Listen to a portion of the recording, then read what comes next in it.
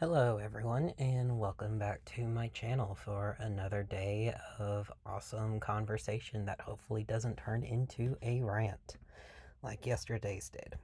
Um, Today I'll talk about the actual video for just a little bit. I have about 3 hours of footage that I'm compressing into however long this ends up being, probably about 15-16 minutes because I wanted to try and actually have something substantial done today and not just gradients. Um, so it took me a while to actually get this inner wall set up that will eventually be surrounding what used to be the old courtyard of Fortinbras that has been reappropriated into the entrance by the second settlers of Fortinbras. Um, Hopefully tomorrow I'll be able to get all the gradients done before I start recording for the video, but we'll find out. Luckily, you guys missed most of my oval drama because that was so pathetic. God, I'm so bad at making ovals. I don't know why I'm making my base full of circles and ovals because they are the hardest shapes in Minecraft to make. As well as trying to build on diagonals. So, I'm going a little crazy with this build. Maybe because this is my first mega build for me to ever post on um, YouTube and trying to get views, but whatever, that's not super important right now. No, today I got down a little rabbit hole because I was on the ex-Christian subreddit.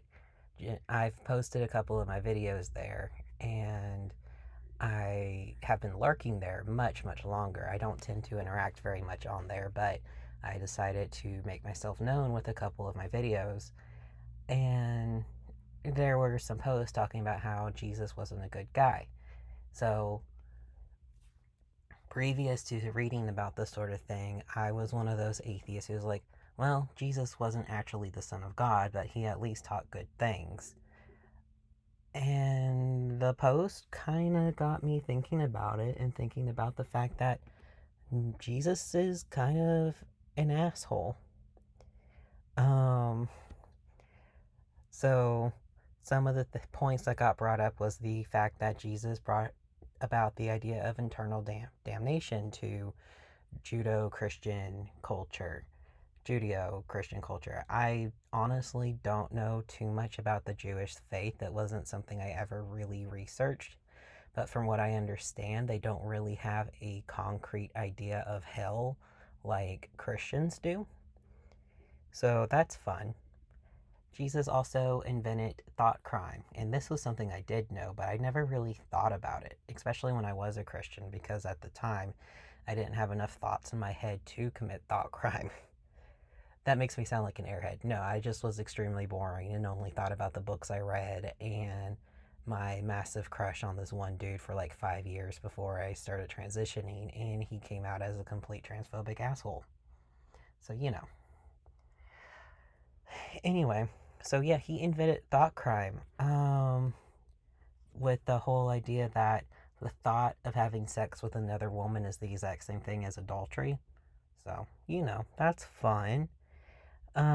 He also told people to suffer oppression, meaning like slaves. He told them to just be good slaves to their masters, and he told his followers to be good to their masters. It, yeah, nope. He divided families, especially with like the apostles. He literally had these grown ass men leave their families and their homes to follow him around. Never mind the fact that today Christians will ostracize family members who aren't Christian enough for their beliefs. Like you have all the gays and trans kids getting kicked out of home because they're gay and trans. How dare they exist? Um, he told people too that, and I guess when I was a Christian, I thought of this more as a parable than as real, but he would tell people to gouge out their eyes and cut off their hands if it's causing them to sin. So that thought crime person who was thinking about fucking a woman that wasn't his wife, he would have been told to gouge out his eyes so that he couldn't see other women and thus be tempted into thinking about committing adultery. Yep. He never actually condemned slavery or anything like some people like to do. Let's see. I mean, God was absolutely horrible too. He committed genocide with Noah. And I think there was. Yeah, I got down this really big rabbit hole with Luke 19:27 because you pull up Luke 19:27 and you get, but those enemies of mine who did not want me to be king over them, bring them here and kill them in front of me. So that sounds a lot like Jesus is saying, hey, if these people don't believe, go ahead and kill them. Which, I mean, don't Christians badmouth Muslims for having like the same sort of ideology in the Quran? But you have to be a good researcher, so you can't just read one verse. It can be very easily taken out of context. Christians do this all the time. So I looked up Luke 19 entirely, and the first bit is like Zacchaeus, the tax collector.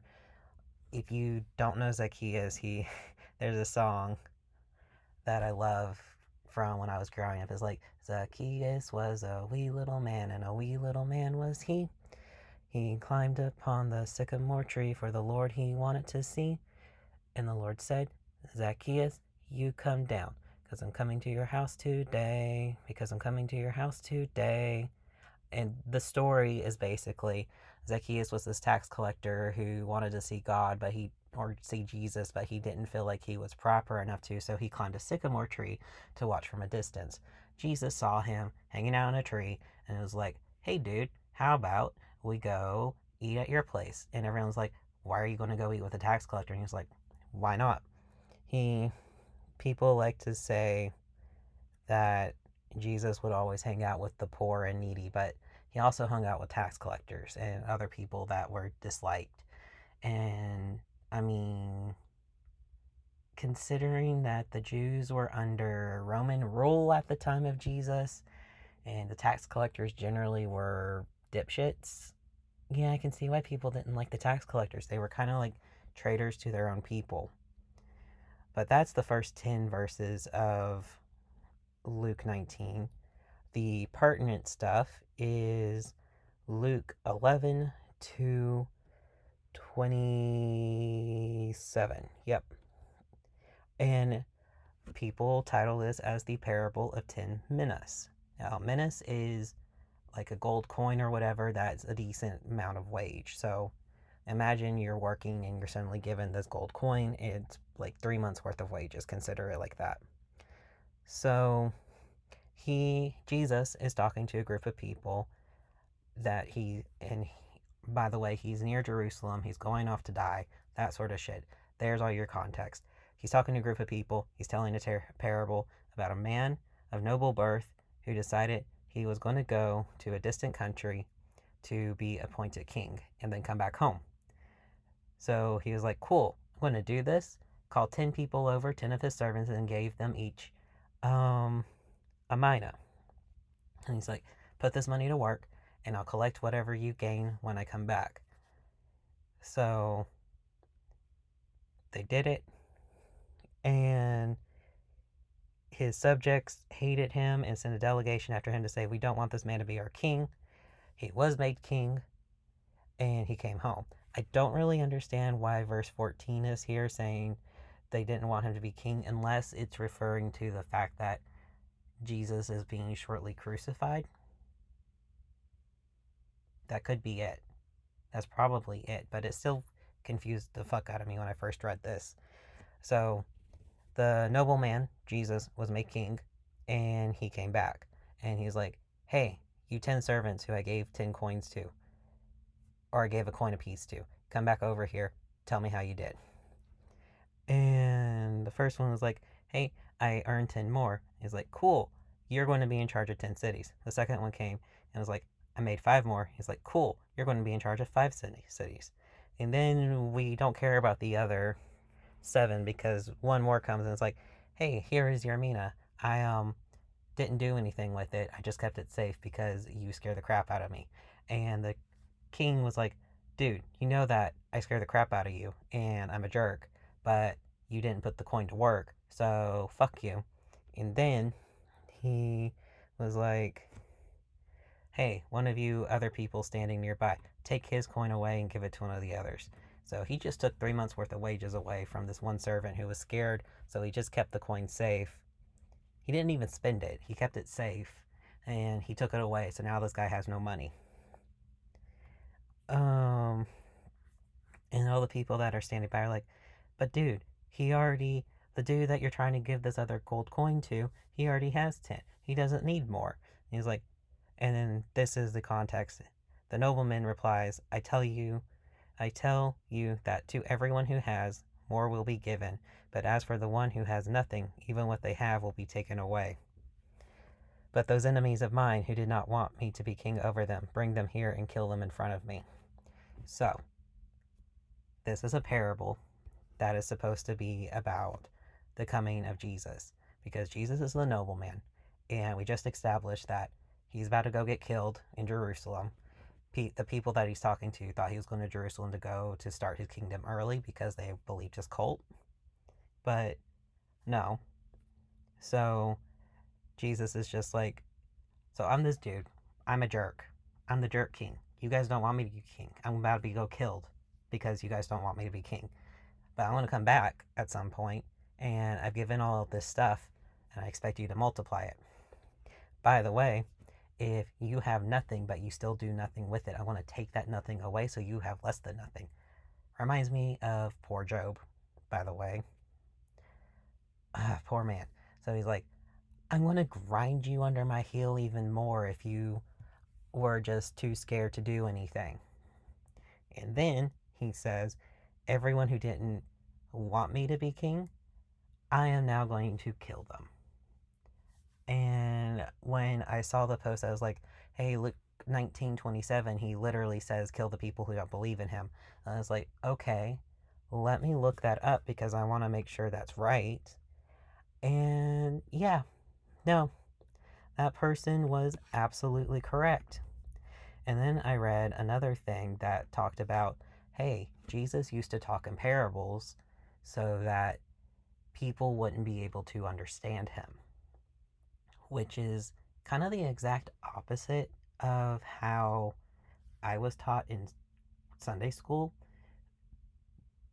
I was told that people would speak in parables to try and be more, he spoke in parables to try and be more understood.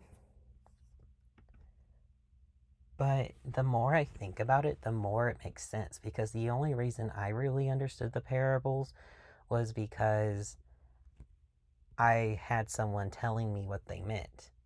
And I'm way more educated than people would have been back then.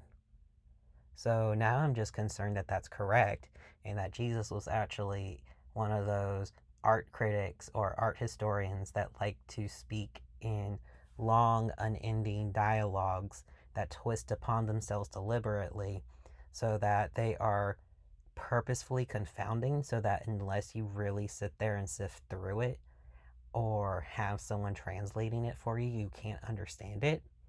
And I hate those types of like art historians because they are deliberately putting intelligent thought or education behind a barrier, like a false barrier that doesn't need to exist.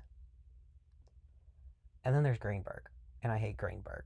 But we'll talk about Greenberg another day because he deserves his own video for how much of an asshole he is. But anyway, that's what I've been thinking about today is the fact that Jesus is actually a jerk. And we can end it with the idea that Christians have always been like, God has always been the same. He has never changed and he never will. And yet, in the same breath, they will also go and be like, the God of the Old Testament has softened and he is now a much nicer dude. So, fun thought for the day. Yeah, I appreciate the people who have made these posts because they gave me something to look into and research and reanalyze how I look at Jesus, even as an atheist. Because as much as I enjoy the story of where he went to temple and overthrew a bunch of people's tables, and as much as I feel like that was justified, even within a historical context, he's not a good person. He's probably not the communist socialist that I thought he would be. And I'm going to stop promoting that image because I don't think his ideals would have lined up with my ideals at all. Even if I was way back in like 1 AD and dealing with all of this shit. So, yeah, I hope this gives you something to think about too. And stay hydrated, folks. I've got some water. Briar keeps me hydrated, and I apparently make them eat actual food. So, you know. And hopefully, tomorrow's video, I will get this stone replaced with some actual final textures. And I will see y'all tomorrow.